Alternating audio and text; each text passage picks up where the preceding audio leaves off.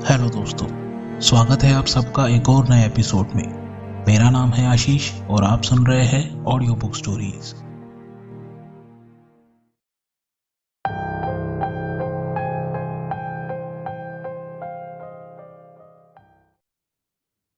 सुबह का समय था। सभी स्टूडेंट्स कॉलेज के बाहर बस के आने का इंतजार कर रहे थे, जिनके साथ 2 जेंट्स और 2 लेडीज टीचर भी वहां मौजूद थे। सभी लोग 3 दिन की कॉलेज ट्रिप के लिए एक हिल स्टेशन जा रहे थे। उन्हीं स्टूडेंट्स में से 2 खास सहेलियां दीपाली और रागिनी दोनों भी ट्रिप के लिए खास एक्साइटेड थी।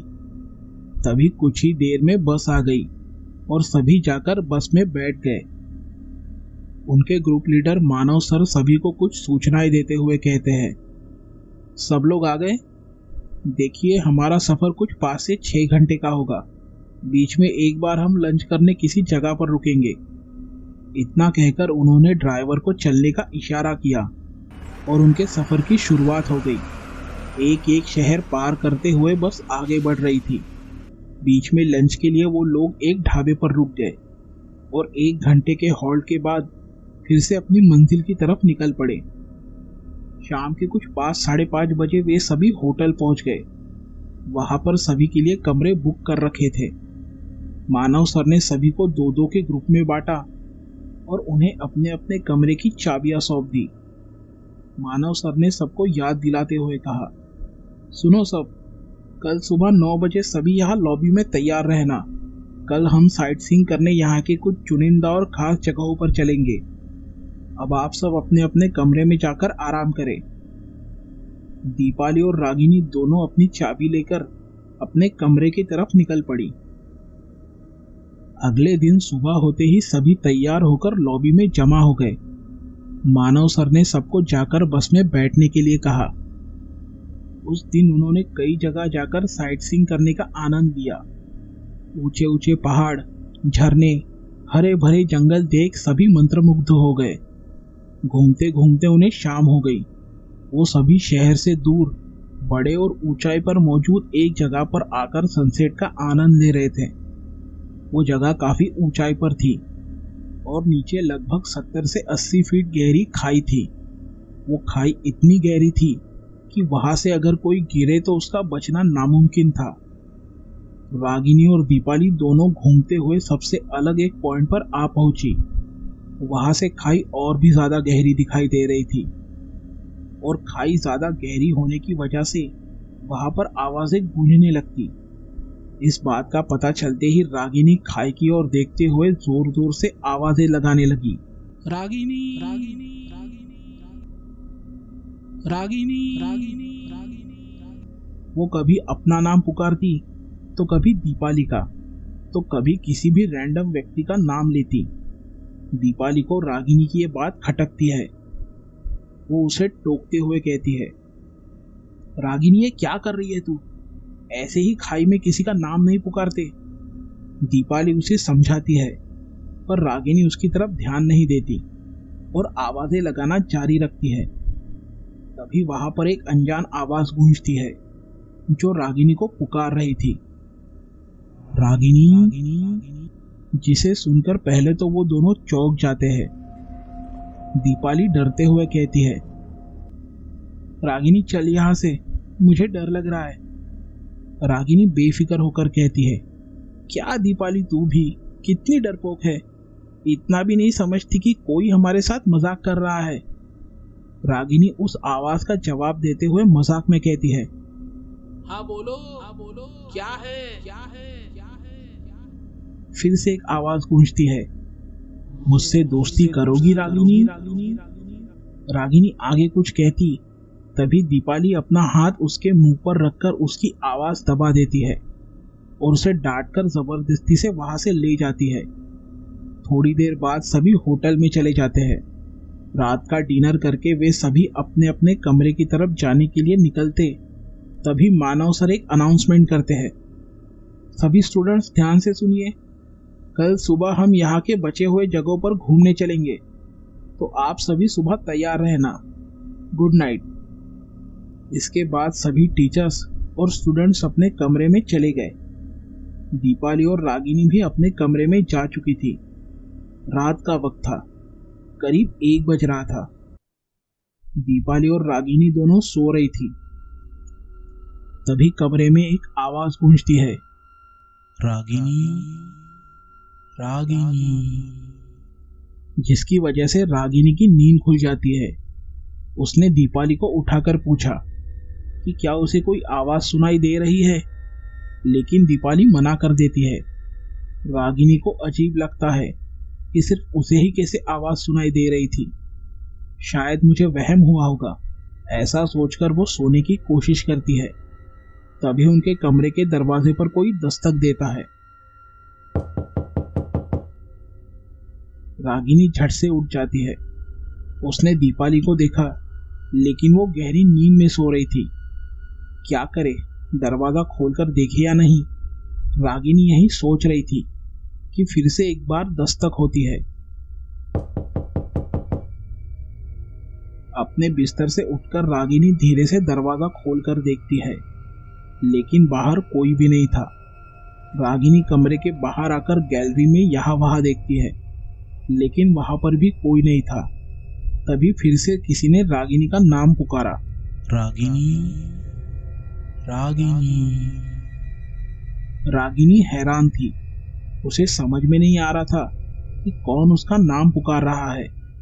रागिनी आवाज का पीछा करते हुए आगे बढ़ती है। रागिनी, आवाज का पीछा करते करते रागिनी अब होटल के टेरेस पर जा पहुंची। रागिनी को होटल के टेरेस के एक कोने पर किसी की परछाई दिखाई दी।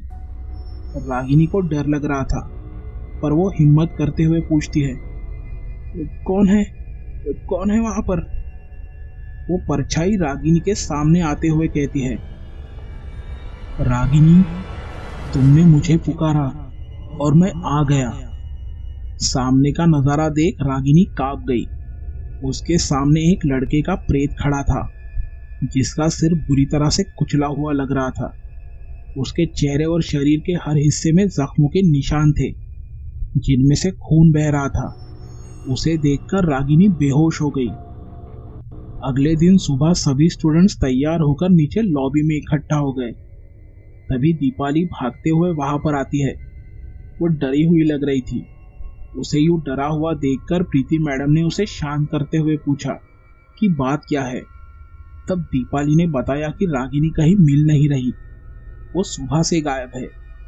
ये सुनकर सारे लोगों को चिंता होने लगी। मानव सर ने होटल के मैनेजर को इस बात की जानकारी दी। मैनेजर ने तुरंत रागिनी को खोजना शुरू किया। होटल का स्टाफ, टीचर्स और सभी स्टूडेंट्स रागिनी को खोजने में जुट गए। तभी एक वेटर को रागिनी टेरेस पर बेहोशी की हालत में मिलती है। रागिनी को उठाकर कमरे में लाया गया। होटल के मैनेजर ने डॉक्टर को बुलाया। डॉक्टर ने उसे चेक करते हुए कहा कि रागिनी ठीक है, वो बस बेहोश है। तभी उसे होश आता है। प्रीति मैडम ने उससे पूछा कि वो बेहोश कैसे हुई और वो होटल के टेरेस पर क्या कर रही थी, लेकिन रागिनी को कुछ भी याद नहीं आ रहा था। रागिनी को उसका सिर थोड़ा भारी लग रहा था। उसे देखकर मानव सर ने कहा, कोई बात नहीं रागिनी, जल्दी से तैयार हो जाओ।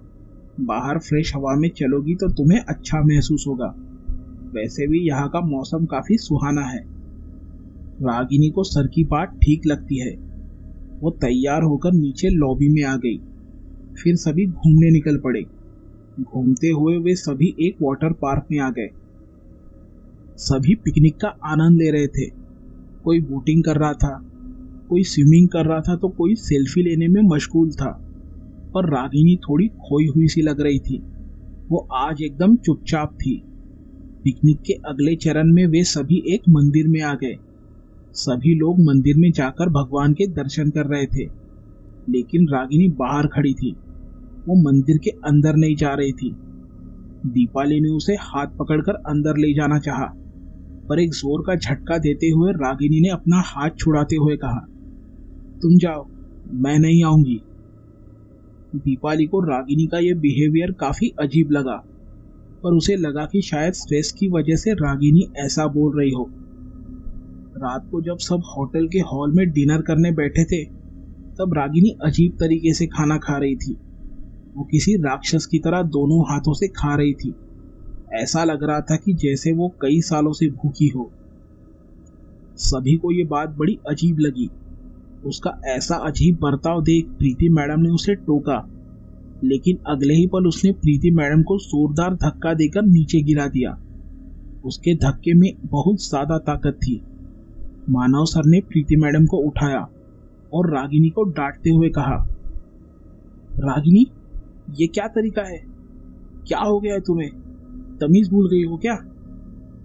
रागिनी ने गुस्से से मानव की तरफ देखा और उसका हाथ मरोड़ते हुए कहा, तू मुझे तमीज सिखाएगा? ये लड़की मेरी है और हम दोनों के बीच जो कोई भी आएगा उसे मरना होगा।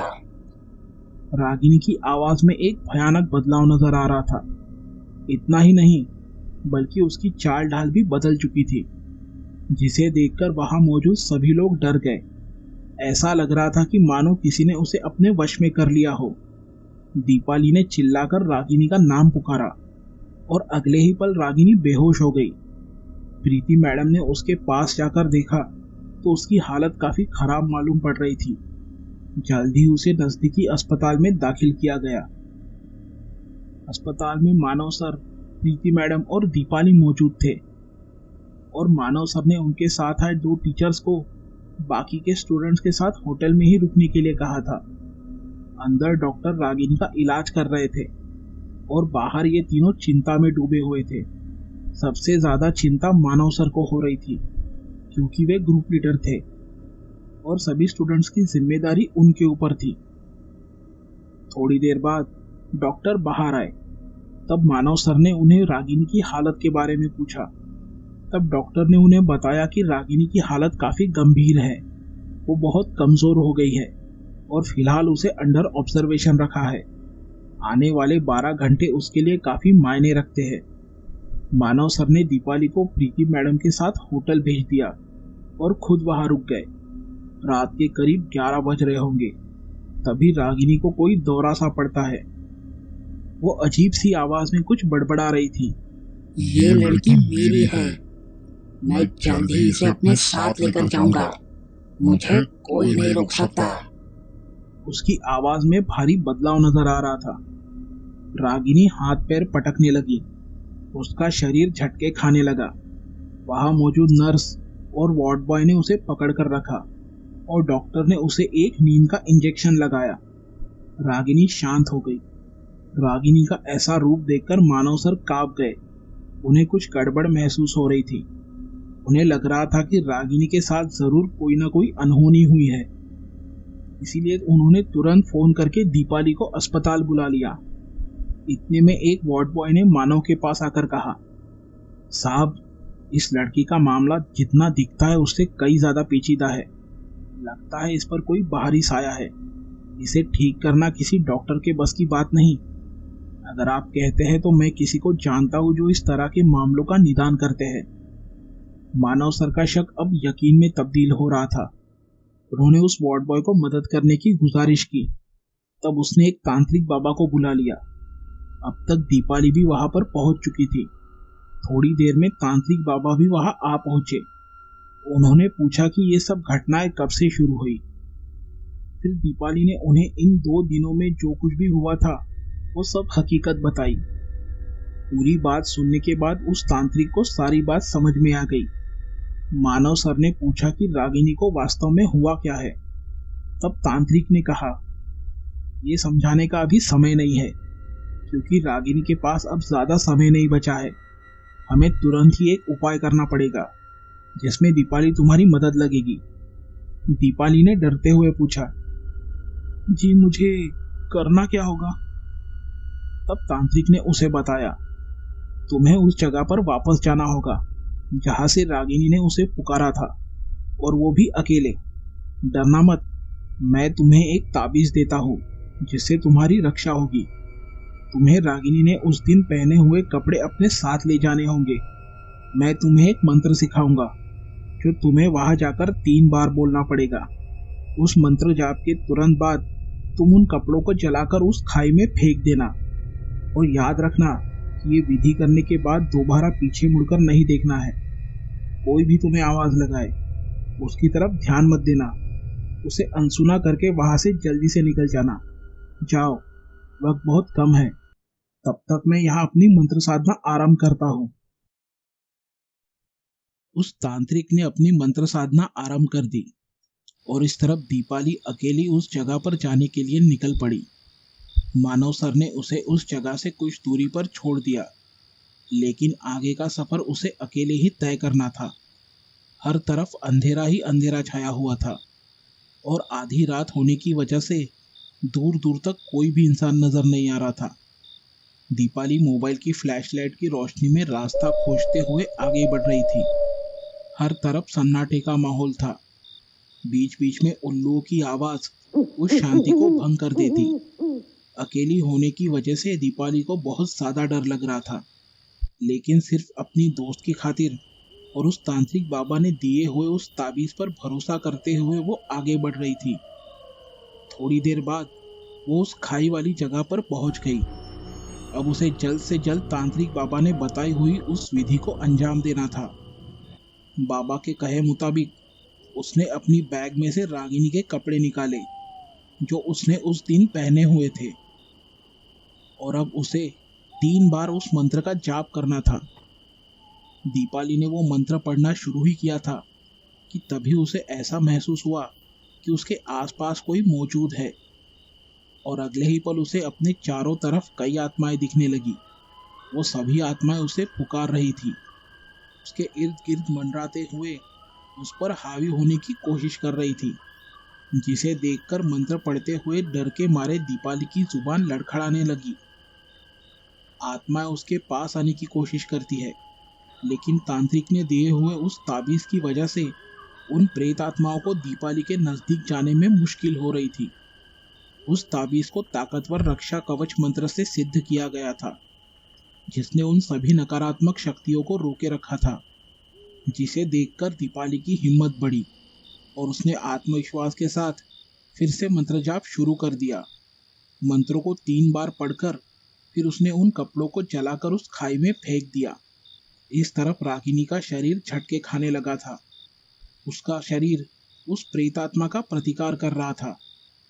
दीपाली ने विधि को सफलतापूर्वक अंजाम दे दिया था, जिस वजह से अब उस आत्मा को उसके शरीर से निकलने पर मजबूर कर दिया।